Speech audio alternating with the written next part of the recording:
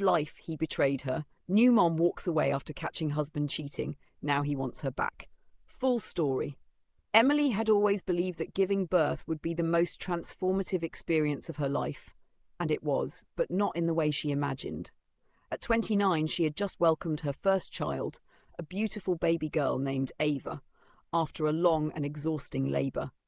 The moment she held her daughter in her arms, the world felt still and full of promise. She thought she had it all, a healthy baby, a supportive husband, and the beginning of a new chapter. But the illusion shattered just 3 days later.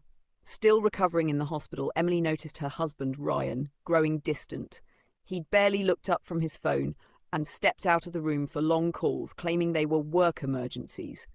Emily, exhausted and overwhelmed, didn't question it until she did.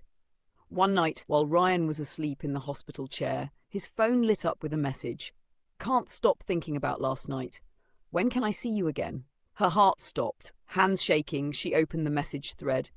There it was, weeks of flirtation, explicit texts, and even photos exchanged between Ryan and a woman named Claire. From the dates and timestamps, the affair had started months before Emily gave birth. Her entire world cracked open. The man who held her hand through contractions had also been holding someone else behind her back. She didn't scream. She didn't wake him. Emily simply stared at their newborn daughter and realized she needed to protect more than just herself. She needed to protect Ava from growing up in a home built on lies. The next morning, Emily calmly asked her sister to come pick her up. She told Ryan she was going home to rest, but in reality, she went to her parents' house and filed for divorce a week later. Ryan was blindsided. He begged to talk, but she shut every door he tried to reopen. Months passed. Ryan showed up to therapy. He wrote long letters. He sent gifts for Ava. He claimed he had made the biggest mistake of his life. He wanted his family back. But Emily had changed. Motherhood had made her stronger, not weaker.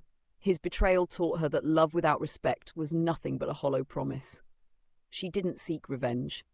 She didn't fuel the drama. She simply moved on. Today, Emily is thriving, raising Ava with grace and strength, surrounded by the love of her family and friends. And while Ryan still sends messages on holidays asking for just one more chance, Emily has already made her choice. She gave life. He gave betrayal. Passed since Emily walked away, and Ryan's life was no longer recognizable. The house felt colder, quieter. Ava's nursery still stood untouched, every pastel wall a reminder of what he had destroyed. He thought he could juggle a fling and a family. He thought Emily would never leave. He thought wrong. He replayed the moment she left over and over, her calm voice, her lack of tears. That was what scared him the most. She didn't cry. She didn't yell. She was done.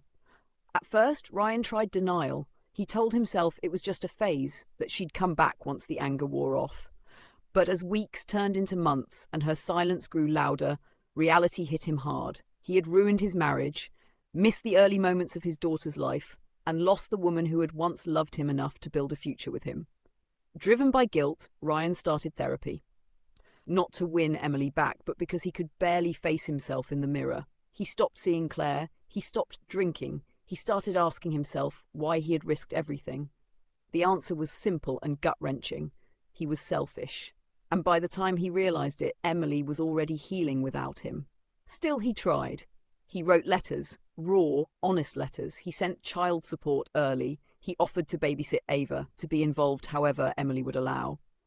For Ava's first birthday, he mailed a small wooden box filled with hand-carved letters spelling her name, and a note that said, "I may not deserve to be your father yet, but I will spend my life trying to earn that title." Emily read the note. She didn't respond. Not out of cruelty, but with peace with the past. Forgiveness was possible, but reconciliation was not. She didn't hate Ryan. She pitied him, because he'd had everything and threw it away for nothing. Emily's focus was Ava. Her daughter would grow up knowing she was wanted, cherished, and safe, not just by her mother, but by a community of love built without betrayal.